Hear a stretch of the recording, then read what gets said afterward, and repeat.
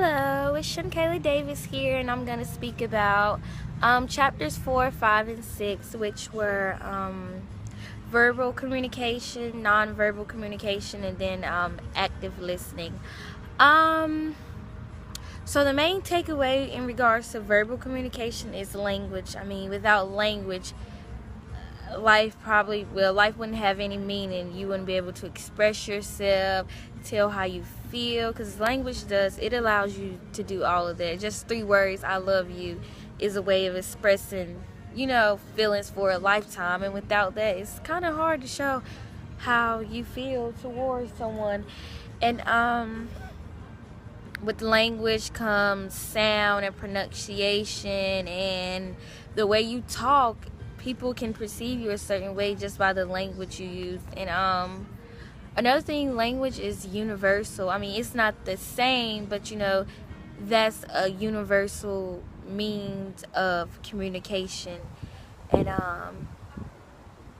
going into nonverbal communication is something that I really struggle with. People always tell me when I talk to them, like, my facial expression shows it all. Even if I'm talking, they can still see what I'm really feeling because its facial expression gives it away. So that's something I need to work on. And with nonverbal communication, it tells way more than actually communicating actually. And I watched FBI in regards to the behavioral analysis unit, and I think it's so interesting how they just look at people and tell by their behavior what they're thinking. I know there was this one situation where the guy, they was talking to this suspect, and he had his hands clenched together, and then something happened and his hand had unclenched, and they knew right away that that was a sign of relief. So they analyzed him just by his nonverbal communication, and they were successful in finding whatever they need to find.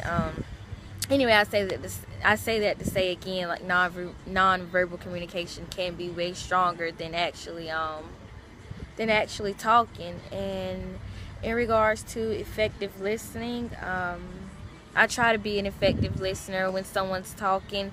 Your posture, the way your nonverbal communication is as well. And I saw that it said things that make people not so much an effective listener is maybe the person is boring, they don't have anything in common with the person.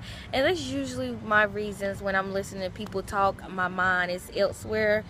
Maybe I'm thinking about something, or again, they're just a boring person and the story is boring. But I have tried working with that and this is also things that I read, by just listen closely, not talking and not interrupting, and maybe after they say something, summarize the main idea to let them know that I was listening, and to actually make sure that I am following along and I have the right concept or the right main idea. And when I sit, I try to lean closely and make eye contact. That's the key thing with being an effective listener, making sure you keep eye contact with the listener so you're not wandering off.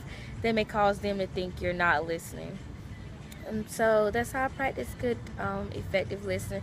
So overall, it was about communication and how you're communicating, nonverbal, verbal, and being an effective listener. I think all of that is great information, because especially in the field that I'm going into, which is psychology, I have to be able to listen to people and understand what they're talking about without giving away the negative nonverbal communication. And so those chapters was very beneficial to me. Thank you for watching.